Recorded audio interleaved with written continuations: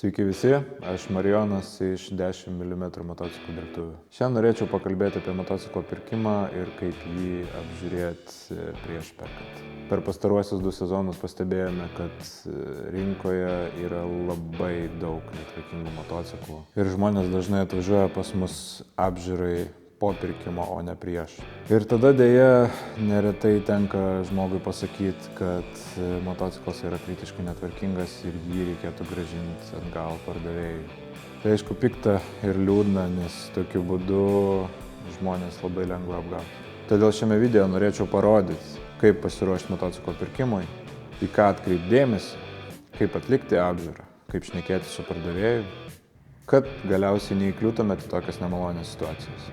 Nu ką, važiuojam?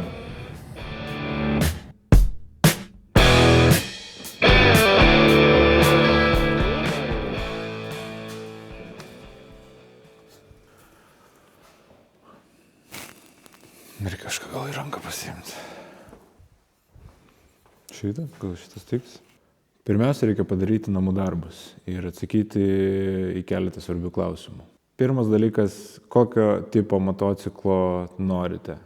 Ar tai streetas, ar tai sportas, ar tai enduro, ar tai kelioninės, ar tai dar kažkoks tai.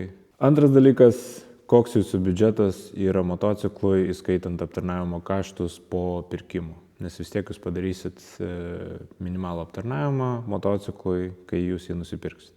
Kai šitie klausimai yra atsakyti, tada reikėtų pagalvoti, koksai jūsų yra motociklas. Ar tai pirmasis motociklas, ar jau ne pirmasis motociklas.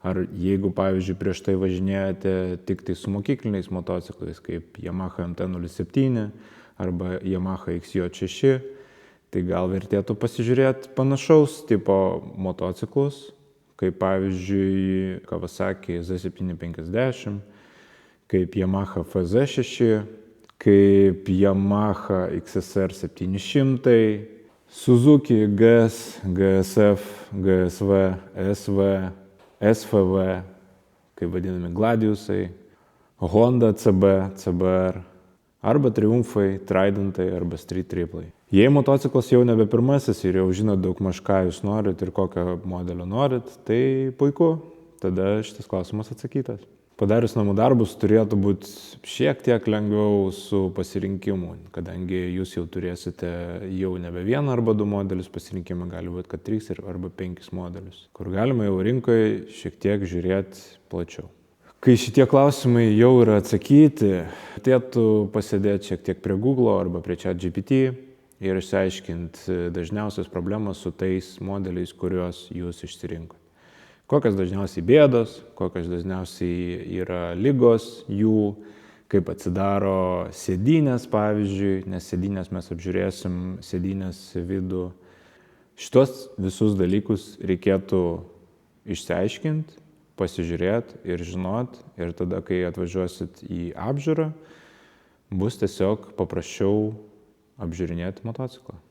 Nėra kažkokio stebuklo, dažniausiai visų senesnių negu 10 metų motociklų modelių visos bėdos yra išaiškintos internete. Ir kas tai per garsai, kas tai per bėdos, ar jos išsprendžiamos, ar neišsprendžiamos. Viskas daugmaž yra aprašyta forumuose, nepatingėkit. Labai daug yra informacijos apie tos modelius, kuriuos ką tik minėjau. Toliau metas sėsti prie skelbimų ir apžiūrėti, kas yra rinkoje. Važiuojam.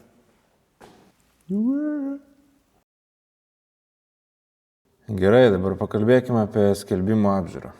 Pirmas žingsnis - atsidarome skelbimo portalą. Aš dažniausiai imu Autopliusą, man jis kažkaip patogesnis yra, bet jūs galite naudoti bet kokį kitą. Nusistatome filtrus, pasiimsim kaip pavyzdį streetuką kokį nors, pavyzdžiui Yamaha FZ6, gan populiarus modelis. Svarbiausia nesirinkti per daug variantų, nes per daug filtrų tik trukdo pasirinkimui, o čia tikslas susiaurinti paiešką. Paieškome, pasižiūrime kainas, kokios yra skelbimuose apskritai nuo iki, pasiimame kokį nors modelį, apžiūrime glaustai visas nuotraukas, ar yra kažko tai keisto ar nekeisto, apžiūrime skelbimą patį, pasižiūrime, kad tech apžiūra irgi galioja. Paprastai į ridą nekreipiame daug dėmesio, tikroji motociklo būklė ne visada atsispindi skelbime nurodytus kilometrus. Matau, kad šitam skelbime nėra visiškai aprašymo, gal pardavėjas patingėjo parašyti aprašymą, o gal tiesiog yra perpardavinėtas ir nieko nežino apie šitą motociklą. Grįžtame prie nuotraukų, atsidarome juos ir pasižiūrime detaliau. Klausime savęs, ar yra kažkokia tai keistenybė, ar yra kažkokiu tai neoriginalių dalių, ar yra kažkas neįprasto, ar yra daug surūdijimų kažkokių tai, ar trūksta kažkokių tai varščiukų. Apžiūrime visas nuotraukas, pasididiname, būname kaip Sherlockas Holmesas. Nu arba seklys Morga. Ieškome visokių tiesiog keistenybių. Po kol kas kažkaip motociklas atrodo visai normaliai. Pasižiūrime, ar lempa originaliai, ar duslintuvai originalūs, ar apskritai nuotraukos gan detalios, nes būna kartais nuotraukos tokios biškai paplaukusios, neaišku apskritai visiškai per skelbimą, kas čia per motociklas. Tai va, apžiūrėję nuotraukas, leidžiamės toliau prie aprašymo, pasižiūrime, ar apskritai aprašymas yra, ar jisai detalus, ar tiesiog parašyta parduodu tvarkingą motociklą, važinėja senelis į bažnyčią sekmadieniais ir taip toliau. Jeigu yra gan detalus aprašymas, tai gali būti yra didelė tikimybė, kad realus savininkas jį parduoda ir jis jį prižiūrėjo. Pasižiūrime, ar buvo apskritai kažkokie tai daryti aptarnavimai ir per kiek laiko buvo daryti aptarnavimai, ar buvo kažkokie tai smulkesni, stambesni remontai. Jeigu tai aišku paminėta skelbimo aprašyme. Būna kartais gan sąžiningi žmonės parašo netgi, ką reikėtų padaryti motociklui, kad jisai būtų idealios būklės. Dažniausiai, jeigu motociklą parduoda taip vadinamas perpardavėjas, tai aprašymo visiškai jokio nėra, arba jisai labai glaustas ir jam vienintelis tikslas yra užsidirbti nuo motociklo. Tai vienas dalykas, jisai jį parduos kuo įmanoma brangiau, o kitas dalykas, jis visiškai nieko nežino apie to motociklo būklę, kokie aptarnavimai buvo daryti, kokie remontai buvo daryti. Pasižiūrime, ar tech apžiūra yra ir pasižiūrime daugmaž, kokia yra rida. Aišku, aš minėjau šios dalies pradžioje, kad į ridą mes nekreipiam tokio didelio dėmesio, bet daugmaž įsivaizdavimui galima pasiskaičiuoti, ar rida iš tikrųjų atitinka tikrovę. Nes jeigu, pavyzdžiui, motociklas būtų 2008 metų ir rida būtų 25 000, taip išeina, kad padalinus tiesiog tuos metus, kad kasmet motociklas pravažiuoja apie 1500 kilometrų. Tai aš nesakyčiau, kad čia yra reali rida. Pasižiūrime dar kartą į nuotraukas ir aprašymą ir įsitikiname, ar motociklas registruotas Lietuvoje, nes jeigu jis neregistruotas Lietuvoje ir neturi lietuviško numerio, tai bus labai sudėtinga padaryti test drive. Arba gali būti, kad netgi problemų su pirkimo pardavimo sutarties sudarimu. Galiausiai pasižiūrime motociklo kainą. Ar jinai atitinka tikrovę, ar jinai yra tose ribose to būtent modelio ir gamintojo motociklo. Jeigu kaina yra didesnė negu vidurkis, tai kodėl jinai didesnė negu vidurkis? Gal motociklas yra labai tvarkingas, gal naujos padangos įdėtos.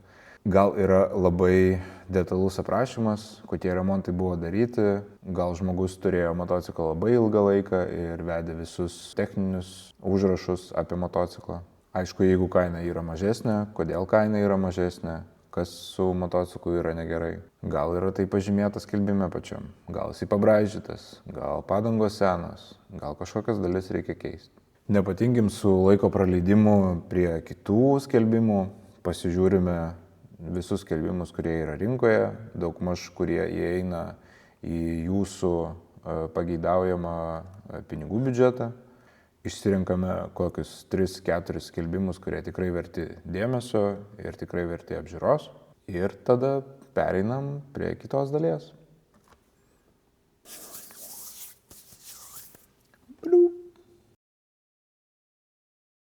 Sekantis žingsnis – paskambinti pardavėjui. Bendraukite maloniai ir tikėkitės to paties iš kitos pusės. Jei bendravimas jau nuo pat pradžių nėra malonus, įkyrus ir grubus, tai negaiškite tiesiog savo laiko ir nervų. Skelbimų yra pilna ir visiems užteks motociklų, žinokit. Pasisveikinkite, paklauskite, ar žmogus, kuris parduoda, yra tikrasis motociklo savininkas ar perpardavinėtojas. Nereikia šiaip naudoti žodžio perikūpas, nėra labai jisai gražus.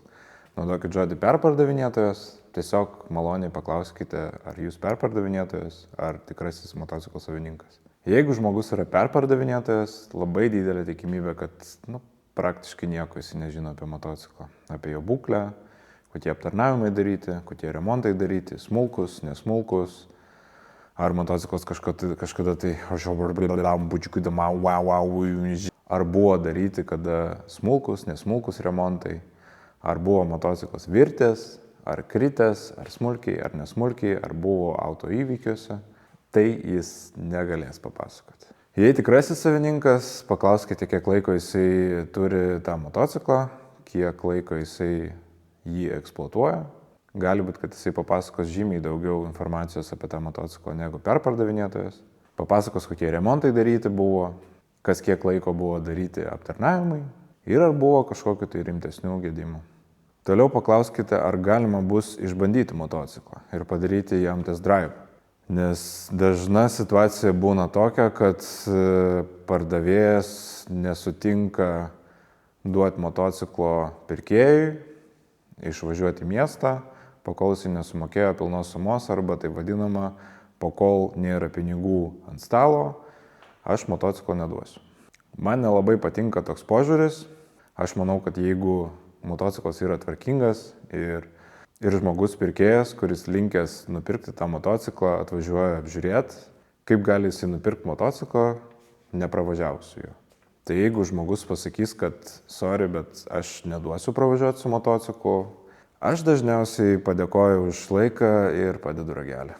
Kitas dalykas, jeigu motociklą parduoda perpardavinėtojas, dažniausiai būna taip, kad motociklas nėra registruotas Lietuvoje ir tiesiog fiziškai nėra įmanoma su juo padaryti test drive. Tokiais atvejais aš irgi nesu linkęs važiuoti apžiūrėti motociklo, jeigu jis nėra registruotas arba bent jau kažkokie numeriai yra, kad galima būtų išvažiuoti į miestą. Tai visgi yra transporto priemonė su 2 ratais, jinai labai rizikinga yra ir jeigu pasitaikysite netvarkingo motociklo, gali labai skaudžiai kainuoti. Taip pat verta paklausti, ar yra dar kažkokiu tai dalykų, kurie nėra paminėti skelbime. Būna kartais žmogus arba pamiršta, arba nenori kažkokiu tai dalykų minėti. Šiaip klausimas irgi labai geras, nepamirškite šito klausimo. Paklauskite šitą klausimą. Jei bendravimas yra malonus, visi klausimai yra atsakyti, susitarkit dėl laiko ir vietos, kur galima būtų apžiūrėti motociklą. Judam toliau.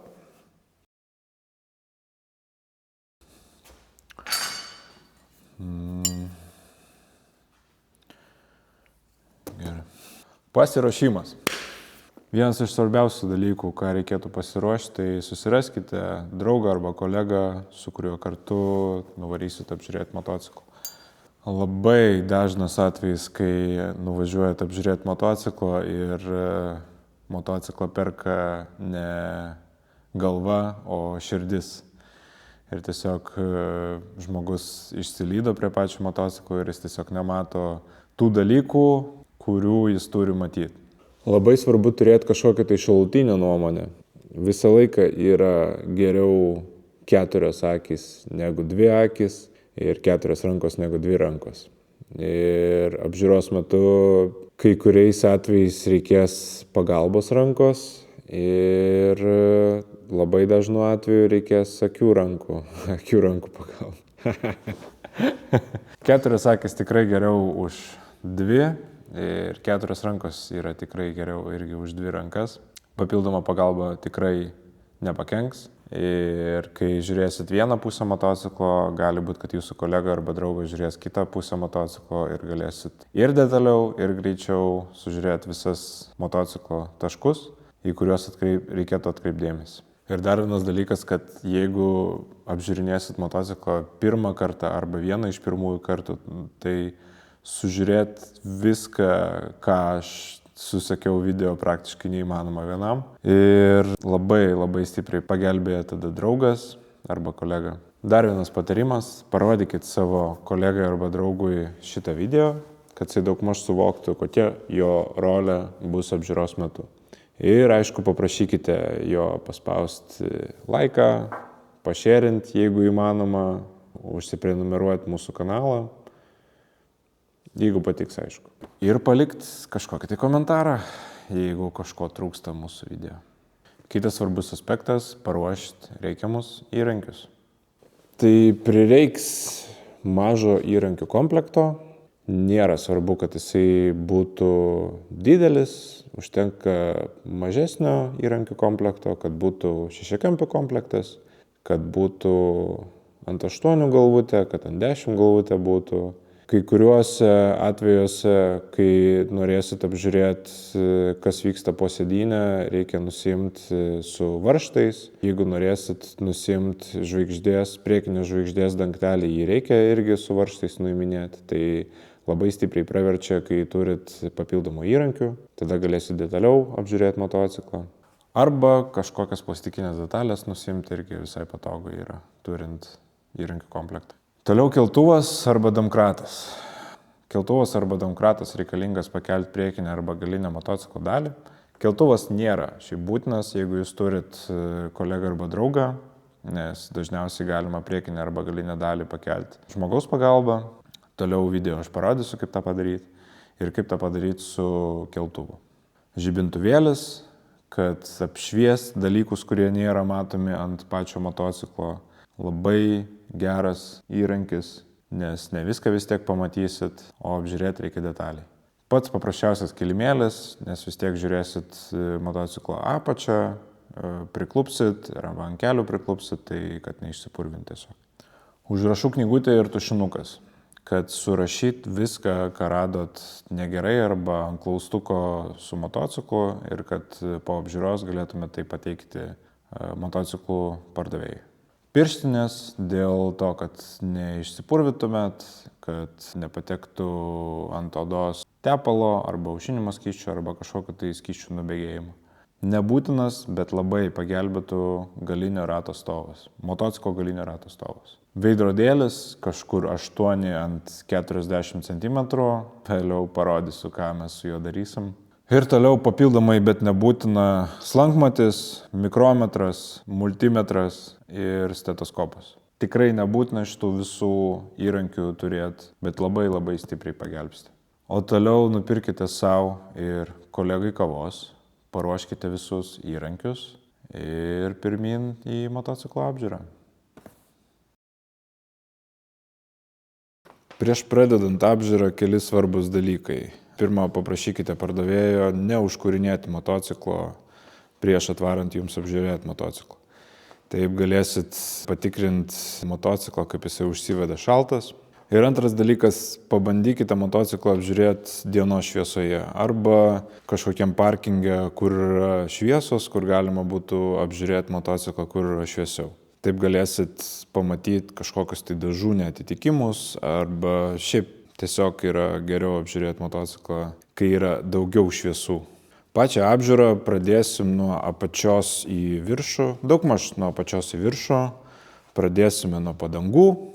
Pasižiūrėkite padangas, užsidėkite pirštinės ir tiesiog prabraukite su ranka, su plaštaka jūsų, prabraukite pačią padangą. Ar yra kažkokio tai susidėvėjimo, ar yra kažkokio tai gumbų, gūzų, gal kažkokie tai laiptai yra. Gali būti, kad arba buvo per daug oro, arba per mažai oro padangoje, arba jinai buvo netinkamai sandėliuota ir dėl to išsidėvėjo, kampai daugiau išsidėvėjo, arba centras daugiau išsidėvėjo. Susiraskite išsidėvėjimo indikatorius. Išsidėvėjimo indikatorius nėra sunku surasti, jie yra dažniausiai pačių padangų grioviuose. Kartais būna šone rodiklytės, kur būtų tie išsidėvėjimo indikatoriai. Šitie indikatoriai būtent parodys, kaip stipriai išsidėjus pati padanga ir ar laikas ją jau keisti. Jų šiaip yra daug, aplinkui visą padangą. Šaušudukas. Va šita padanga yra kampuota. Matosi netgi. Ir jeigu prabraukus netgi su rankom, iš karto jaučiasi, kad toks, ar tai ne gumbas, ar tai toks kvadratėlis. Tai va čia jau nėra gerai. Taip, tai judam toliau ties oro nipeliu, jeigu jis taip vadinasi. Pasižiūrėkit, tiesiog pastebėkit tą nipelį, atsisukit, pasižiūrėkit, ar nėra kažkokio tai pažeidimų jame ir tiesiog paspaudėliokit į kairę, į dešinę nipelį, ar yra kažkokio tai įtrūkimų pačiam nipelyje. Jeigu nipelis patraukinėjęs, tai jį jau reikėtų irgi keisti ir gali būti, kad ateityje tiesiog po biškį bėgs oras pro jį. Toliau praktiškai kiekviena padanga turi savaitės ir metų žymę ant šono. Tai pasižiūrėkite tiesiog tą žymę ir įsitikinkite, ar padanga nėra pakankamai sena. Nes dažniausiai motociklų padangos priklausomai kaip jos yra sandėliuojamos, jos eksploatuojamos yra nedaugiau negu 5 metus. Pirmi 2 skaičiai nurodo savaitę, antri 2 skaičiai nurodo padangos pagaminimo metus.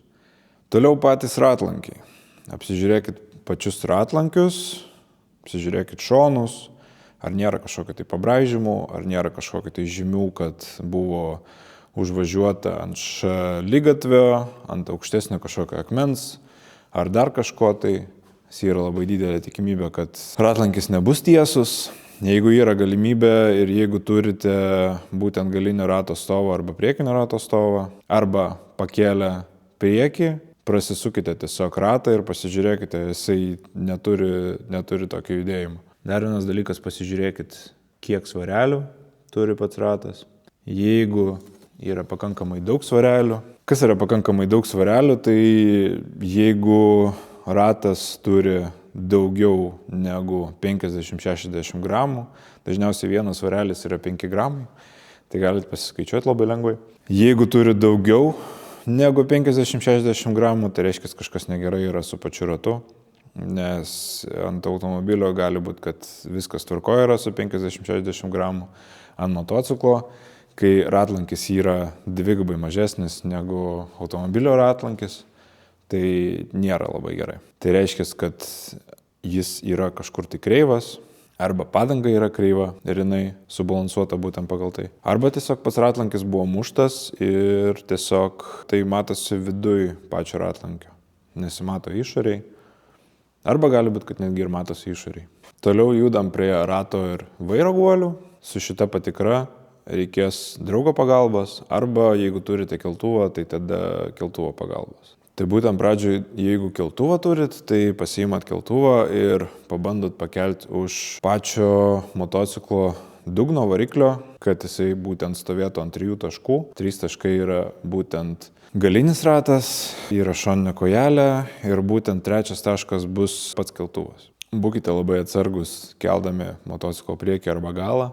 Jeigu jūs naudojat keltuvą, nes kai kurie motociklai neturi tiesioginio prieimo prie variklio iš apačios, būna kartais tiesiog dusintuvai yra, tai vienintelis būdas yra pakelti tiesiog su kolega. Tik vat neliečiant vairo, nes kitas tada kolega tiesiog pasiims ir patikrins vairo guolį. Tiesiog kilstelnat biškį. Tą patį padarot su galu. Irgi galima kilstelti tiesiog visą galą motociklą. O jeigu turit prieimą prie variklio, kaip pavyzdžiui šitam vat motociklę, galima tada labai paprastai užkelti. Skeltuvėliu viskas atrodo, vat, o tai vat kažkaip tai. Pasiimate kampą. Tiesiog pabandom užkelti dabar. O pakilo priekinis ratas.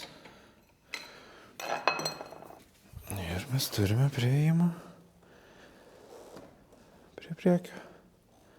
Tikrinant vairo guolį, pasižiūrėkite, ar vairas sukasi į vieną ir į kitą pusę gan laisvai, nes jeigu vairo guolis yra susidėvėjęs arba turintis smūgį, tai tada jisai kažkuriuo tai momentu tiesiog strigs. Tai jeigu, tarkim, motociklas turėjo kažkokią tai įvykį ir buvo muštas į priekį, tai tada tiesiog vairo guolis turi toj vietoj įmušimą ir tada jisai sklandžiai tiesiog nesisuka.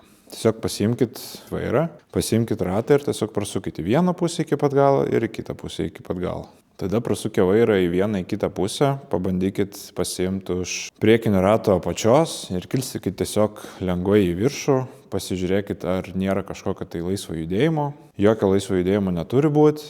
Jeigu yra kažkoks judėjimas, tai reiškia, yra parėję arba rato guoliai, kurie yra viduje, arba vairo guoliai. Nes rato guoliai yra būtent va čia, šitoje vietoje. O vairo guoliai yra apatinis va čia, viršutinis yra čia. Ir tiesiog, kai būna smūgis, tiesiog kažkur tai jisai stringa pats vairas. Čia yra būtent vairo guolio guoliavietė. Pačio guolio neturiu parodyti, bet pavyzdžiui, pačios guoliavietės yra tokie įpjovimai mažyčiai. Tai jeigu motociklas turėjo kažkokį tai smūgį, tai būtent per tas įpjovas nesklandžiai judės tiesiog pats vairas. Ir tais atvejais reikia keisti tiesiog patį vairo guolį kartu su guoliavietėm. Ta patį tada padarom su galinė motociklo dalim, nusileidžiam keltuvą, patį keltuvą nustumiam šiek tiek labiau į galą ir tada pakyla pats galas ir tada irgi turi 3 taškus. Tai tada priekinis ratas, motociklo kojelė ir tada pats keltuvas. Irgi stenkitės labai atsargiai kelti keltuvą ir kelti patį motociklą. Dėl to yra žymiai paprasčiau padaryti tą dalyką su kolega. Jeigu vis dar sudėtinga ir painu, kaip pakelti patį motociklą, tai atvažiuokit pas mus į 10 mm motociklų dirbtuvės, tai tikrai su mielu noru parodysim, kaip tą padaryti. Motociklų turim pilną, tai drąsiai galėsim parodyti ir pasipraktikuosit ir tiesiog bus žymiai paprasčiau. Apžiūrėkite abi žvaigždės, ir priekinį, ir galinę, ar visi dantukai lygus, ar netrūksta kažkokiu tai dantukų, ar jie nusidėvėję lygiai ir nėra pasisukę į kažkurią tai pusę, ar į priekį, ar į galą. Prasisukite galinį ratą, pasižiūrėkite, ar grandinė yra įsitempus to lygiai jos visam perimetre.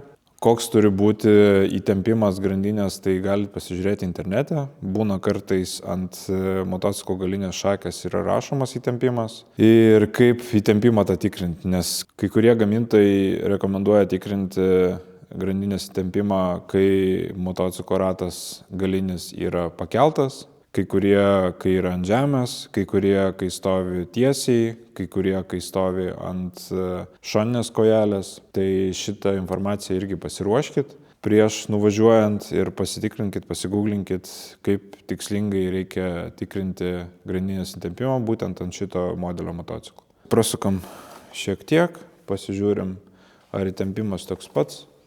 Vėl šiek tiek. Čia matosi, kad jau įtempta žymiai stipriau.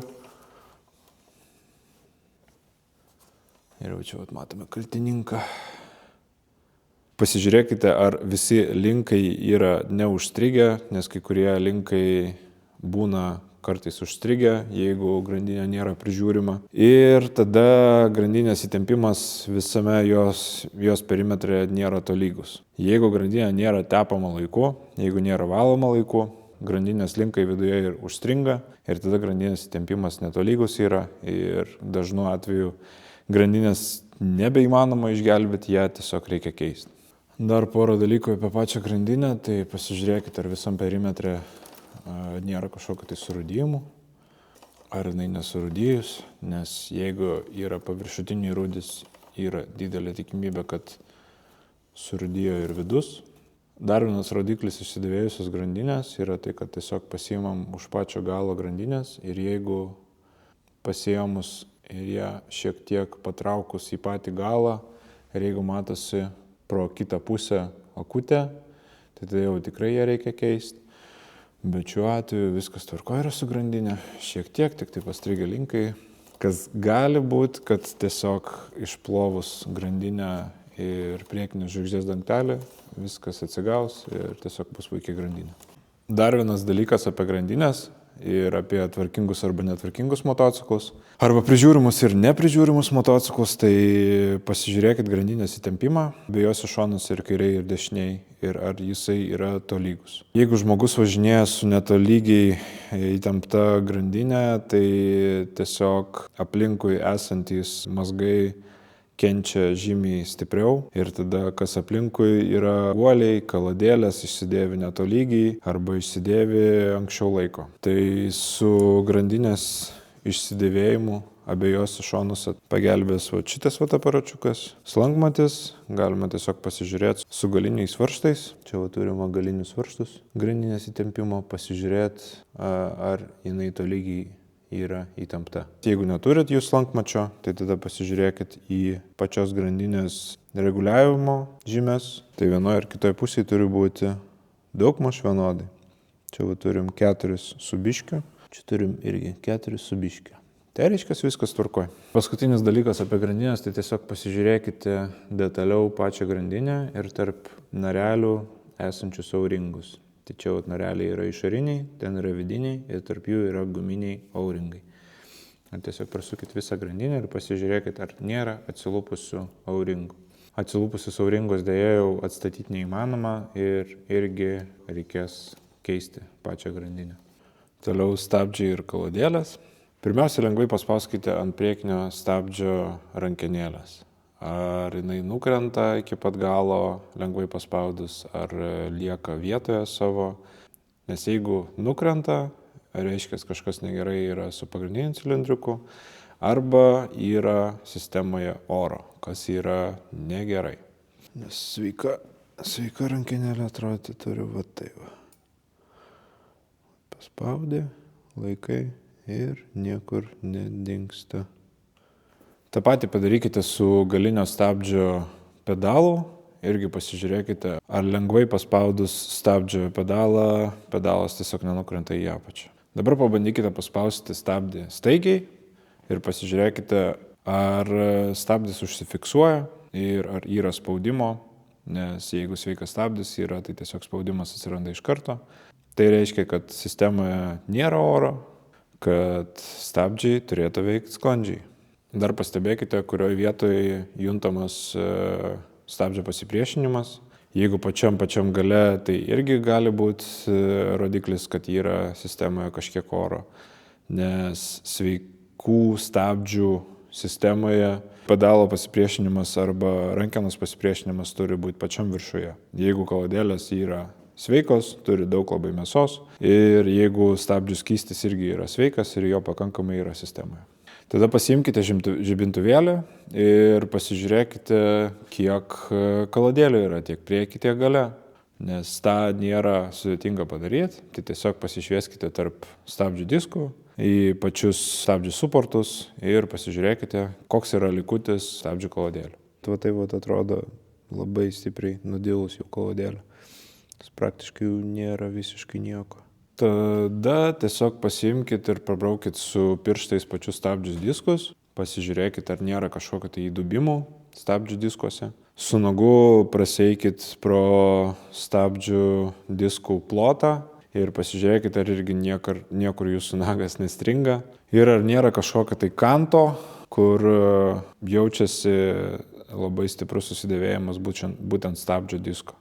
Tai šitas dalykas yra svarbus, nes motociklų stabdžių diskai yra labai brangus. Priekinis vienas stabdžių diskas gali kainuoti nuo 150 eurų iki 200-300 eurų priklausomai nuo modelio ir nuo klasės. Jei turite mikrometrą, tai galite pasimatuoti stabdžių diskų nusidėvėjimą. Stabdžių diskų nusidėvėjimas dažniausiai rašomas ant pačio disko. Kiek turi būti minimali riba, kada jau reikia būtinai keisti stabdžių diskus. Tas dalykas irgi svarbus yra, kai praeina techninę apžiūrą, nes šiais laikais jau techninė apžiūroj tikrina stabdžių diskų nusidėvėjimą ir pasižiūri, koks storis yra būtent stabdžių disko. Toliau einam ties dugnu, motociklo dugnu. Ir pasižiūrim, ar nėra kažkokio tai keistenybių, ar nėra kažkokio tai tepalo nubėgimo, ar nėra kažkokio tai kitokių skysčių nubėgimų. Dažna situacija, kad yra prasuktas variklio tepalo keitimo varžtas, nuleidimo tepalo varžtas ir pro jį sunkasi po biškį tepalas. Apsižiūrėkit patį tepalo filtrą, ar nėra kažkokio tai nubėgimo tepalo irgi. Ir apskritai gan sausai atrodo pats variklio dugnas. Dar vienas dalykas, ką vertėtų pastebėti, būtent riebokšlius tokius, nes šitie riebokšliai eina tiesiai į variklį ir susijungia su tepalu. tai jeigu pro čia bėga kažkoks tepaliukas, tai tada reikia riebokšlį keisti. Būna kartais situacija dar, jeigu, tarkim, nenuėmėt priekinės žvaigždės dangtelio, tai jeigu buvo neprižiūrėta grandinė ir nebuvo nuimtas dangtelis, kai buvo valoma grandinė, tai tada tenais tiesiog yra daug grandinės tepalo su smėliu sumaišyta tokia krūva mėšliuko, ką siūlyčiau irgi atkreipdėmėsi. Ir viskas, tas visas mėšliukas bėga va čia į apačią, bėga ant kojelės daviklio, jeigu aš jums parodysiu dabar. Kai kurio metu tiesiog nebeužsiveda motociklas būtent dėl to daviklio, nes ten yra per daug purvo. Pereinam prie priekinės šakės ir amortizatorių. Pradžioje vizualiai apžiūrim, ar viskas tvarkoj su jais. Ir prabraukiam pirštu ties šakių susijungimų su riebokšliais. Ar viskas tenai sausa yra, ar nėra kažkokio tai smėlio, ar tepalo žymių. Nes jeigu smėlis su tepalu susimaišo ir tada patenka į riebokšlį, ir tada riebokšlis pradeda leisti tepalą. Va, jeigu turite veidrodėlį, tai galite patikrinti, ar plunksnos yra daugmaž tiesios. Pasiimti patį veidrodį, priliesti prie abiejų plunksnų. Ir pasižiūrėti, ar yra kažkoks tai garsas arba nelygumas. Šiek tiek yra nelygumo, bet labai nedaug.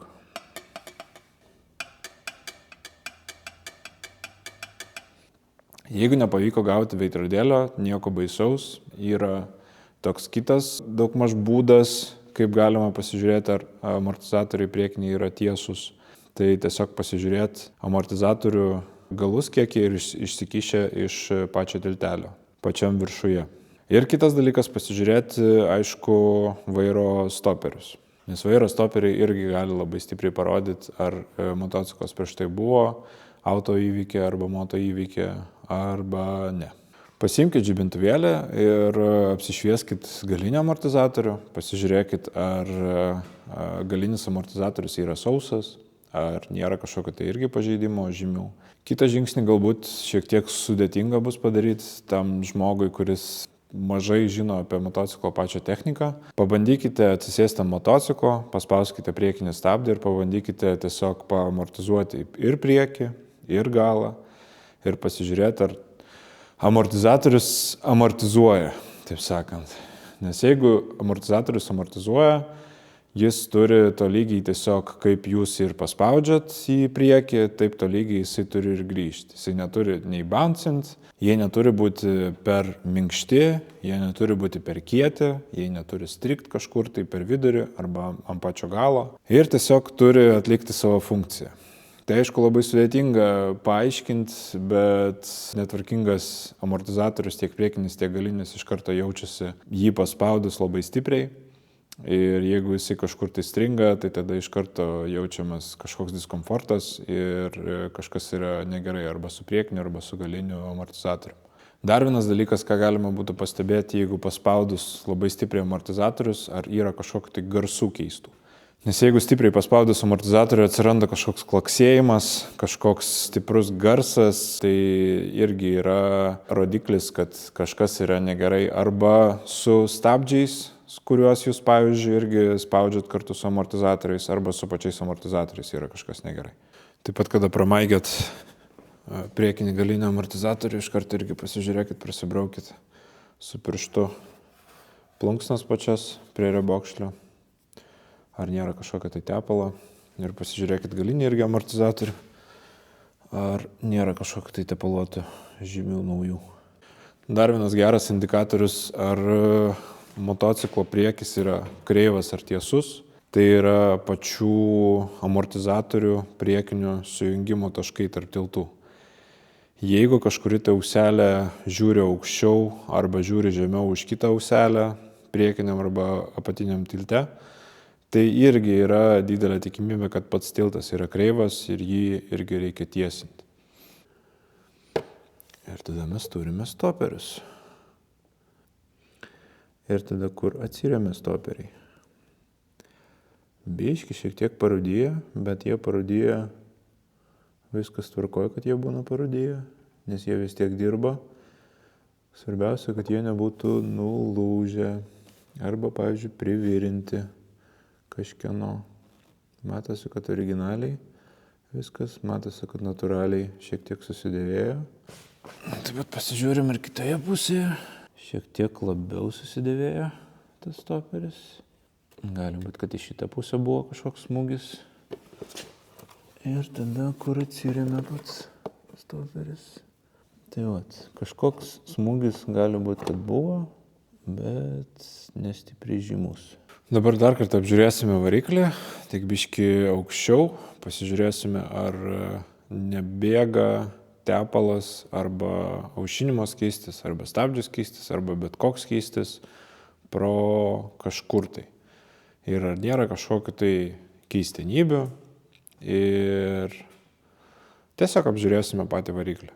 Taip pat, aišku, irgi sudėtinga apžiūrėti ir pamatyti kažkokias keistenybės, kai porą kartų tik tai matėte tą motociklą, bet pabandykite pastebėti, galbūt kažkas yra akivaizdaus, kas tikrai neturi būti. Gali būti, kad kažkokie tai laidai yra sumakalioti ir priklijuoti tiesiog su lipne juosta arba priklijuoti su superklijais ar dar kažkas, arba tiesiog akivaizdžiai matosi, kad bėga tepalas pro kažkurį tai dangtelį.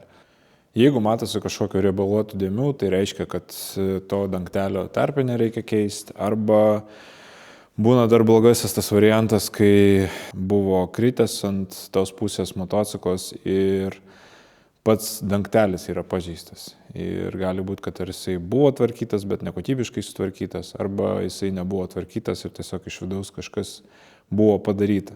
Tai šito dalyko praktiškai neįmanoma apžiūros metu apžiūrėti ir nuspėti, tai tiesiog turėkite omeny, kad jeigu tik iš vienos pusės kažkur tai dangtelis biški matosi, kad jisai riebalavimą tokį turi, tai yra didelė tikimybė, kad tik tai tarpinė bus, bet jeigu visi dangteliai ir sankabos, ir generatoriaus, ir rotoriaus, ir vožtuvų dangtelio tarpinė irgi matosi, kad pasiriebalavus, didelė tikimybė, kad motociklas buvo labai rimtam įvykį ir tiesiog visas variklis yra kreivas ir kažkas buvo tikrai su juo daryta.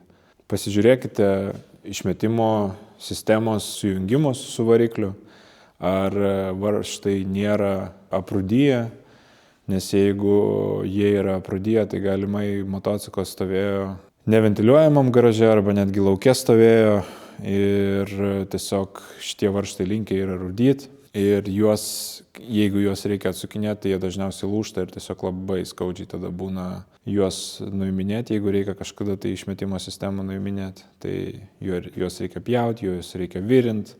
Čia labai ilga ir sudėtinga ir sunki ir skausminga istorija. Toliau pereinam prie posėdyminio turinio. Kas yra būtent posėdynė?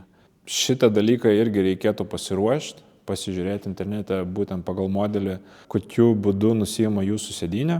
Nes dažniausiai jinai nusijama su raktu, būna kartais nusijama su varščiukais, būna kartais sėdynė iš 2 dalių, būna kartais nusijama tik tai galinė, būna kartais nusijama tik tai priekinė. Šituo atveju turim tokį kombinuotą, nes čia yra raktas, jis čia kišamas ir tada su raktu atsidaro galinė sėdynė. Ir tada po galinę sėdynę yra tokia svirtelė, ją reikėtų atsukti ir tada atsisuka būtent centrinė sėdynė. Irgi labai sudėtinga pasakyti, kas yra kritiška, kas yra nekritiška, tiesiog žiūrėkit, kas yra keista jums ir jeigu labai jau stipriai keista, tai tada tiesiog pašnekėkit su pačiu pardavėju, ar čia taip turi būti, ar neturi būti. Dažnu atveju, kai nusiimat sėdynę, arba centrinę, arba galinę, matosi akumuliatorius. Yra labai geras šansas patikrinti patį krovimo motociklo, jeigu jūs turit multimetrą. Tai tiesiog pasiimat multimetrą, nusistatot voltus DC arba pastovios srovės voltus, pridėkite multimetro gnybtus pliuso prie pliuso, minuso prie minuso. Jeigu reikia, paprašykite draugo, kad jisai palaikytų gnybtus. Neužvestas motociklas ramioje būsenoje turi rodyti apie 12 voltų. Biški daugiau, šiaip yra geriau, jeigu biški mažiau, tai gali būti, kad akumuliatorius neturės pakankamai voltų, kad užvesti motociklą. Įjunkite motociklo degimą. Tai yra pirma padėtis prieš užvedant motociklą. Pastebėkite multimetro rodmenis. Ar multimetras vis dar rodo 12 voltų arba šiek tiek virš 12 voltų.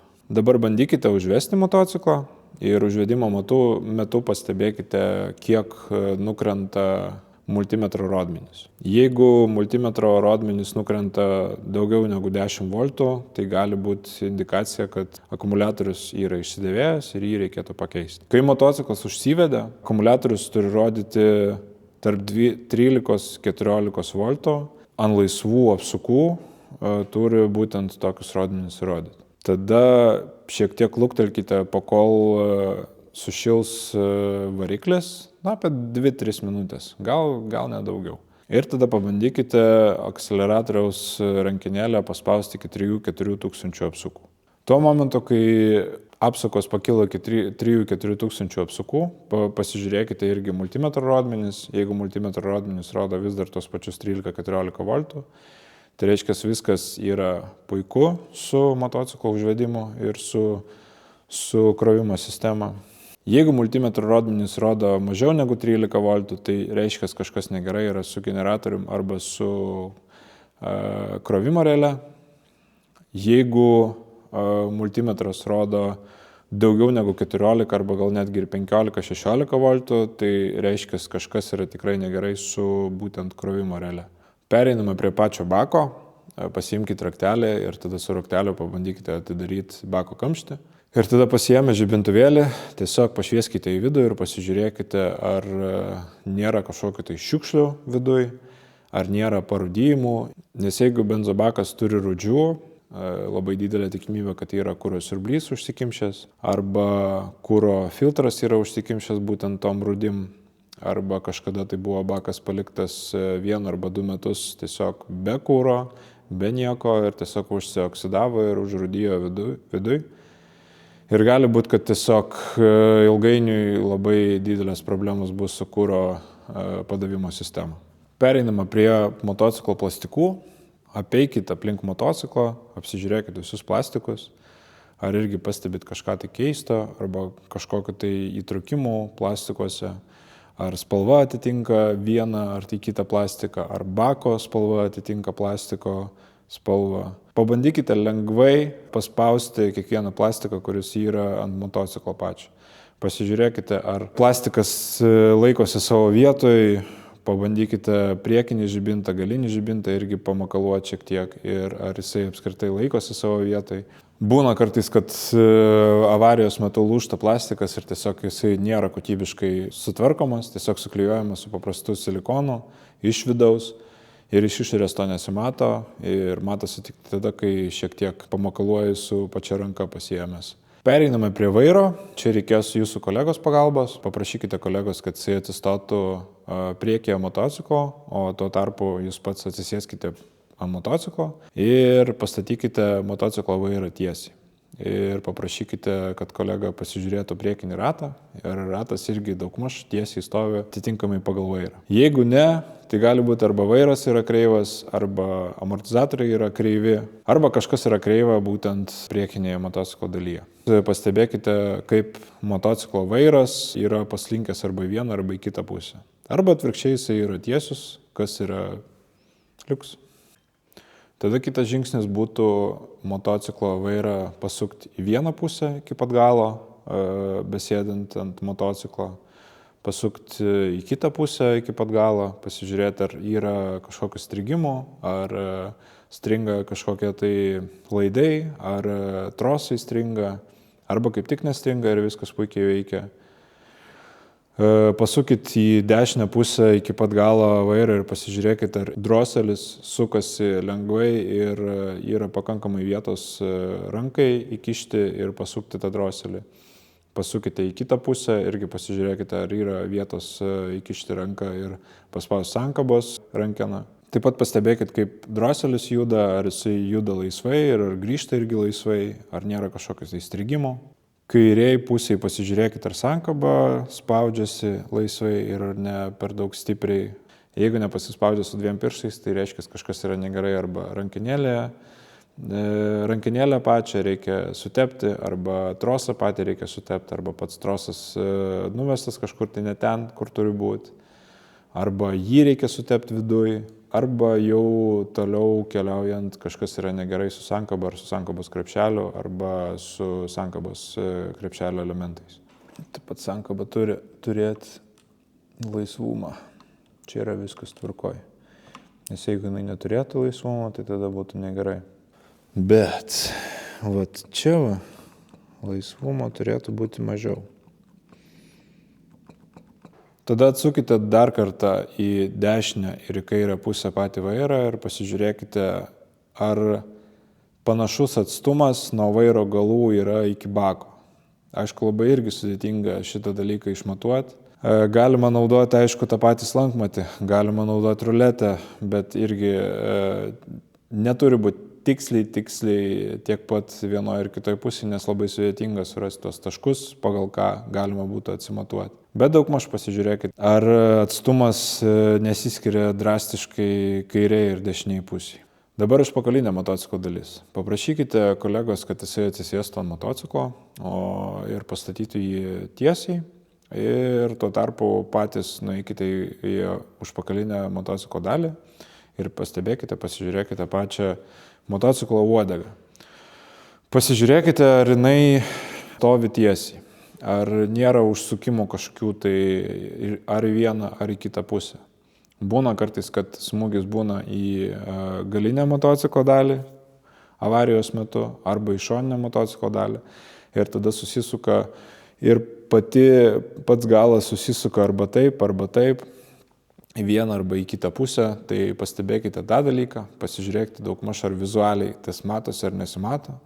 Atrodo tiesiai, čia aišku biški numerių rėmelis stovi kreivai, bet šiaip iš tikrųjų pati šita viršutinė dalis, jinai turi pakankamai tiesiai stovėti palyginus su baku, palyginus su vairu ir palyginus su galiniu ratu. Jis būna kartais jinai susisukus į vieną arba į kitą pusę ir vizualiai matosi, kaip stovi nelygiai. Taip pat pasižiūrėkite, ar numerių laikiklis stovi tvarkingai ir ar jisai nekliba ir neatsisukę yra varžtai. Ir būna kartais, kad posūkiai prijungti yra prie pačio numerių laikiklio, tai irgi tą dalyką pastebėkit. Dabar pereinama prie skysčių. Atsidarykite tepalo įpylimo kamštį ir pasižiūrėkite, ar ten nėra kažkokio tai šiukšlių, nuosėdų arba šiaip nešvarumo ant pačio kamščio. Nes jeigu kamštis yra nešvarus, tai yra didelė tikimybė, kad tepalas nebuvo dažnai keičiamas. Pamatuokite variklio tepalo lygį. Labai skiriasi tepalo lygio matavimas skirtingų motociklų, tai aš siūlyčiau irgi pasižiūrėti šitą informaciją internete. Kaip šitą dalyką matuoti būtent ant jūsų pasirinkto motociklo modelio. Šiaip pagrindė tepalas yra matuojamas būtent taip. Užkurkite motociklą, leiskite jam padirbti laisvai eiga kokias 5 minutės. Tada užgesinkite motociklą ir leiskite jam pabūti ramiai apie minutę, kol visas tepalas subėgs į variklio karterį. Paprašykite savo draugo arba kolegos, kad pastatytų motociklą tiesiai. Ir priklausomai nuo motociklo modelio pasižiūrėkite arba akutėje, koks yra tepalo lygis, arba išsitraukite matuoklę ir pasižiūrėkite, koks yra tepalo lygis matuoklėje. Irgi priklausomai nuo modelio, kai kurie modeliai rašo, kad tepalą reikia matuoti įsukus matuoklę pilnai į variklį, kai kurie modeliai rašo, kad nereikia jos įsukinėti, tiesiog reikia pamirkyti tepalą ir išsitraukti ir pasižiūrėti, koks yra tepalo lygis. Idealiausias tepalo lygis būna tada, kai jis yra tarp minimum ir maksimum ribos. Atkreipkite dėmesį į tepalo spalvą, arba ant matuoklės, arba ant akutės. Jeigu jisai neseniai buvo keistas, jisai dažniausiai būna toksai kaip šviesios geltonos spalvos. Jeigu jisai senai buvo keistas, tai jisai dažniausiai būna juodas, tamsus. Arba būna kartais naujas tepalas būna raudonos spalvos arba netgi žalios spalvos, nes motulio tepalas dažniausiai būna arba žalios, arba raudonos spalvos. Toliau pasižiūrime stabdžių skystį. Šitam veiksmui jums reikės žibintuvėlio. Tai pasižiūrėkit, pasišvieskit į žibintuvėlio į stabdžių skysčio rezervuarus, tiek priekinio, tiek galinio. Internete irgi pasižiūrėkit, kurioje vietoje būtent jūsų modelio yra stabdžių skysčio rezervuaras galinis. Nes priekinis dažniausiai būna ant vairo, Stabdžių skystis irgi švarus, tvarkingas, būna šviesios spalvos, būna panašus į tepalo spalvos, geltonos, gal netgi biški šviesesnis yra. O jeigu panaudotas, tai jis jau būna tamsus arba juodas netgi. Toliau aušinimo skystis. Jeigu motociklas yra būtent vandenio aušinamas arba skysčio aušinamas, tai tada reikėtų pasižiūrėti į aušinimo skysčio rezervuarą. Šitą dalyką irgi siūlyčiau pasižiūrėti internete, kur būtent, kurioje vietoje yra jūsų modelio aušinimo skysčio rezervuaras. Ir tada panašiai padaryti kaip ir su stabdžių skysčiu, irgi pasišviesti rezervuarą ir pasižiūrėti, kad aušinimo skystis būtų ant maksimalios ribos. Arba jisai būtų tarp minimalios ir maksimalios ribos. Ir aišku, pasižiūrėkit, kokia yra spalva aušinimo skysčio. Dažniausiai aušinimo skystis būna ryškių spalvų, arba raudonas, arba mėlynas, arba žalias, arba geltonas netgi. Tai priklausomai irgi nuo modelio ir nuo pačio aušinimo skysčio gamintojo. Tai irgi labai skirtingų visokių būna spalvų, bet jie dažniausiai būna ryškus. Jeigu aušinimo skysčio rezervuare įpiltas vanduo, tai irgi yra tikimybė, kad motociklas kažkada buvo arba perkaitintas, arba iš kažkur tai aušinimo skystis buvo išpiltas, neaišku kokiom aplinkybėm, ar trūko žarna, arba kažkur tai yra aušinimo skysčio nutekėjimas. Ir tiesiog, kad kompensuoti tą nutekėjimą, tiesiog kažkas įpylė į rezervuaro vandenį. Vanduo aušinimo skysčio sistemoje nėra gerai. Aišku, jeigu įpiltas disiliuotas vanduo, tai yra mažesnė tikimybė, bet jeigu yra įpiltas paprastas vanduo, tai nėra labai gerai, nes gali tiesiog visą aušinimo sistemą surūdyti iš vidaus. Taip pat dar pamiršau paminėti, kad jeigu skystis yra drumzlinas, toks murzinas, tai irgi nėra gerai.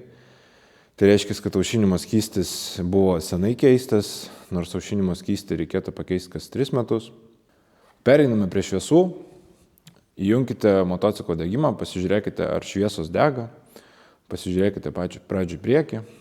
Dažnai būna, kad priekinės lempos visos veikia tada, kada motociklas yra užvestas, tai irgi užveskite motociklą, pasižiūrėkite, ar visos veikia lempos, kad veikia artimos, kad jungus tolimas veikia tolimos šviesos ir kad veikia gabaritai. Po to nueikite į galą, pasižiūrėkite, ar galinės lempos ir galiniai gabaritai veikia. Įjunkite posūkius ir kairę ir dešinę, pasižiūrėkite, ar jie veikia. Paspauskite stabdį, pasižiūrėkite, ar galinė lempa reaguoja ir į priekinį, ir galinį stabdį. Toliau pereiname prie užvedimo ir test drive'o. Aišku, kai tikrinot tepalo lygį, jau užvedėt motociklą ir daugmaž pasižiūrėjot, ar jisai užsiveda šaltas. Pabandykit kokius 2-3 kartus užvesti į šaltą, užgesinti, užvesti. Nes jeigu motociklo akumuliatorius yra gyvas, tai jisai leis puikiai tiesiog užvesti 2-3 kartus. Nieko blogo tikrai neatsitiks su juo. Po to užvedus 3 kartą tiesiog apeikit motociklą iš visų pusių ir tiesiog pasiklausykite jo garsą. Motociklo variklis turi veikti sklandžiai, neturi būti kažkokio tai pašalinių garsų. Tam darbui labai stipriai pagelbė stetoskopas, kur aš jau minėjau video pradžioj.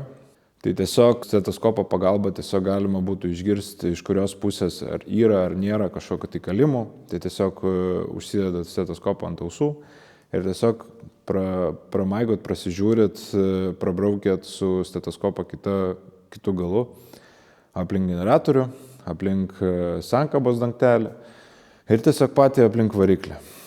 Pasižiūrit viršų, pasižiūrit apačią ir jeigu garsas yra toks panašus ir nerežia stipriai ausį, tai tada sakyčiau, kad viskas tvarkoj.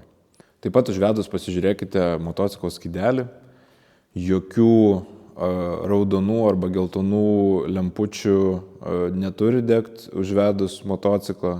Kartais gali degti ABS lemputė, bet jeigu ABS lemputė dega ir jeigu jinai nemirksi, tai viskas yra tvarkoj. ABS lemputė turi užgesti tada, kada motociklas pradeda judėti. Nei tepalo lemputė, nei aušinimo skysčio temperatūros lemputė, nei check engine lemputė tikrai neturėtų degti skydelėje, kai jūs užvedat motociklą.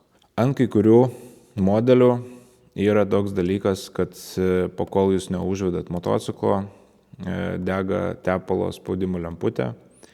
Viskas yra su šituo dalyku tvarkoj, nes kai motociklas nėra užvestas, tepalų spaudimo irgi nėra, tai reiškia viskas gerai su šituo dalyku.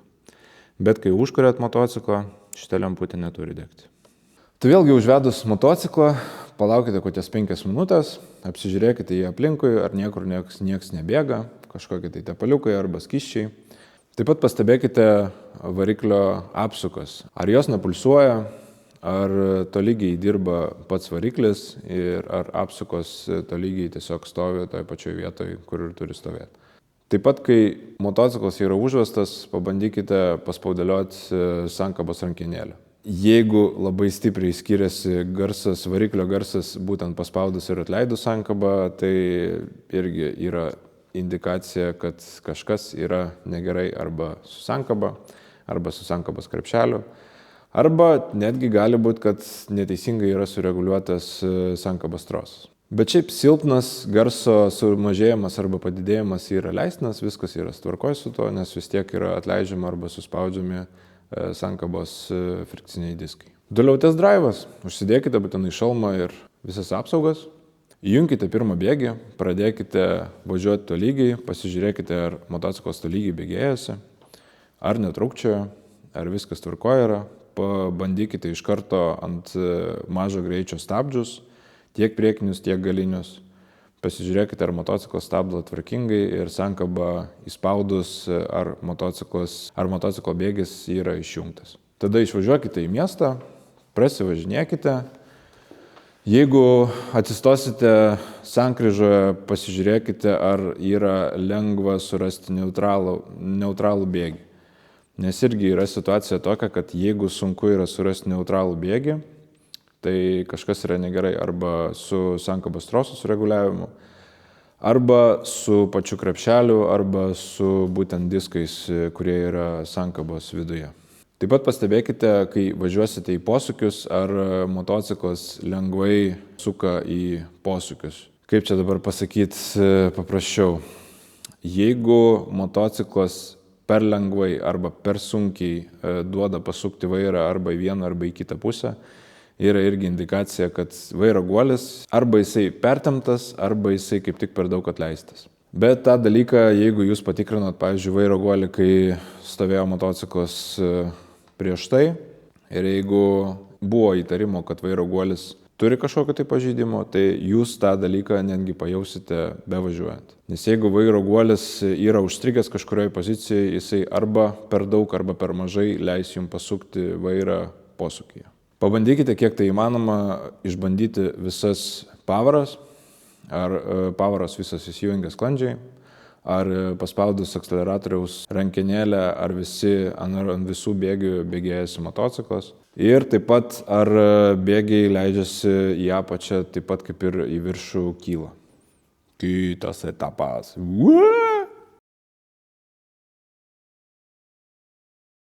Toliau atvažiavę po test drive'o, pašnekėkite būtent su pardavėju. Nes visos apžiūros metus tenkitės nekonfliktuoti su pardavėju, nes bus tokių situacijų, kad jūs kažką surasit ir pardavėjas tiesiog sakys, oi, tai čia viskas tvarko, čia taip turi būti. Tiesiog surašykit savo pastebėjimus į užrašų knygutę ir tada, kai atvažiuosit po test drive'o, jeigu viskas bus tvarkoj, jeigu kažkokiu tai kritiškų dalykų su motociklu neradote ir jeigu test drive'as paliko teigiamą įspūdį labiau negu neigiamą, tai tada tiesiog pašnekėkite su pardavėju ir tiesiog pateikite viską, ką radot. Aptarkite, kas buvo negerai, ar suradote kažkokiu tai neatitikimų, ar kažkur tai trūko skysčių. Galbūt pardavėjas kažkiek tai papasako šitą dalyką. Būna kartais tokių situacijų, kad arba nesužiūri pardavėjas, arba dar kažkokia situacija būna, bet aš dažniausiai tom nelabai tikiu. Jei su motociklu pastebėjote tikrai kažkokio tai kritiškų dalykų, yra rėmos kreivas, arba vairas kreivas, arba priekinės šakės yra kreivos, arba labai stipriai trūksta skysčių, arba stabdžių skysčio, nestabdžių skysčio, būtent variklio tepalų trūksta labai stipriai, arba aušinimo skysčio bakelėje yra kažkokios tai labai stiprios nuosėdos, arba visi plastikai aplinkui yra perdažytas tiesiog labai nekokybiškai, tai tiesiog paklauskit savęs, ar apskritai verta imti tokį motociklą. nes remonto kainos motociklų yra tikrai didelės ir pasižiūrėkit, apsvarstykit tą variantą, ar apskritai apsimoka tokį motociklą imti. Jeigu kainų tvarkymų jūs, aišku, tikrai nežinote, tai tiesiog pasakykite pardavėjui, kad aš pagalvosiu ir tada paskambinkite vieną iš motociklų servisų ir tiesiog paklauskite, kiek tokie darbai kainuos atlikti. Galite, aišku, paskambinti ir mums, mes drąsiai ir nuoširdžiai atsakysime jūsų klausimus.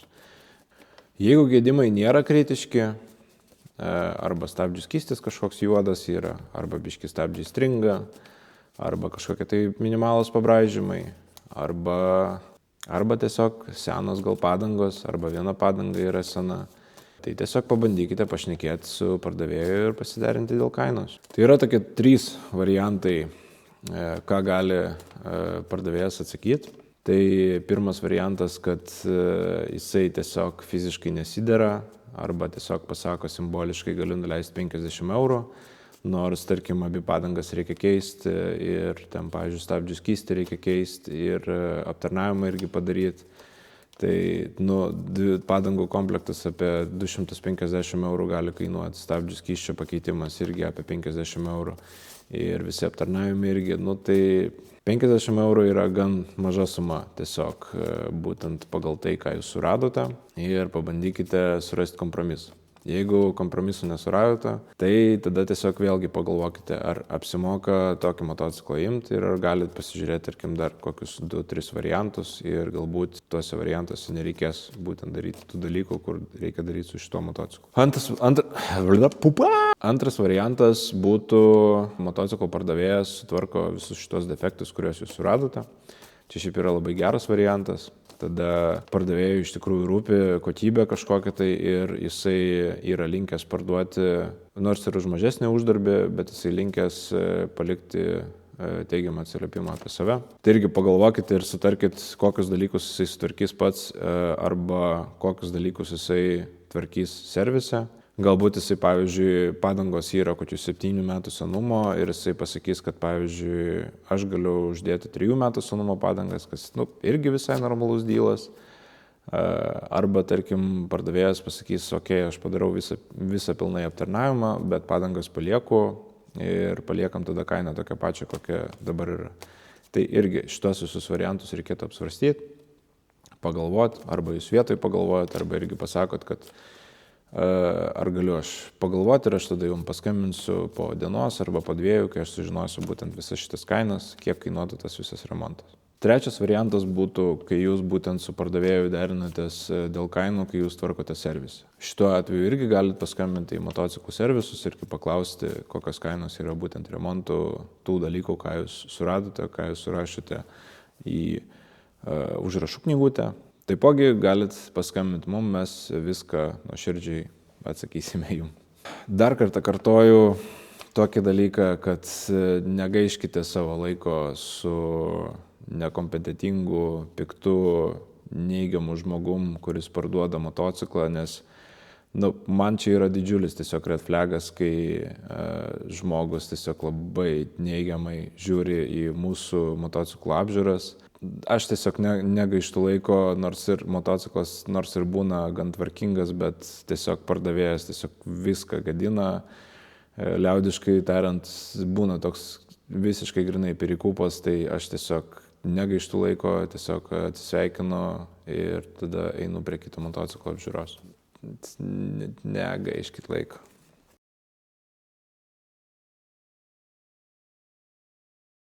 Kaip matėte patys, motociklo apžiūra tikrai reikalauja daug žinių ir daug laiko, kad apžiūrėt motociklą tinkamai. Bet ne viskas taip sudėtinga, kaip atrodo. Reikia tiesiog šiek tiek laiko, šiek tiek žinių, pasidomėti apie būtent motociklo modelį, kurį norit apžiūrėti. Ir tiesiog daug kantrybės. Sakyčiau, motociklą reikėtų apžiūrėti žymiai nuodugniau negu netgi automobilį, nes vis tiek yra 2 ratai, nes motociklas yra pavojingesnė transporto priemonė ir jinai tikrai kritiškai neatleidžia labai smulkių dalykų jeigu jūs jų laiku nepastebite. Tikrai neskubėkite su motociklo apžiūra, išrinkite tikrai kokius 3-5 variantus, pasižiūrėkite nuodugniai juos, neskubėkite. Ruduo ir žiema šiaip iš tikrųjų, kaip keistai skambėtų, bet geriausias yra metas apžiūrėti motociklą. Aš suprantu, kad bus labai sudėtinga arba net neįmanoma padaryti test drive'o, bet dažniausiai kainos yra palankesnės, laiko yra žymiai daugiau, oras aplinkui jūs nespaudžia, būtent išvažiuoti kažkur tai. Tai sakyčiau, kad geriausias metas yra apžiūrėti ruduo arba žiema arba netgi pavasaris. Ir jeigu, aišku, neįmanoma padaryti test drive'o ir pirmoji būtent apžiūros dalis, kai jūs apžiūrit visą motociklą nuodugniai aplinkui, tai būna netgi iš karto aišku pagal motociklo būklę, jeigu viskas yra tiesiog puiku, tai netgi nereikia daryti test drive'o ir tiesiog ramiai galite pirkti motociklą ir juo mėgautis, kai tam atsiras orai arba laikas. Dar vienas privalumas žiūrėti motociklą rudenį arba žiemą, tai jeigu jūs norėsite padaryti pirmą aptarnavimą būtent motociklą prieš pradedant sezoną, tai visuose motociklų servisuose eilės yra palankesnės, būtent rudenį arba žiemą. Galima susitarti ir neskubėti būtent dėl datos. Gali būti, kad netgi ir nuolaidas kažkokias tai daromos.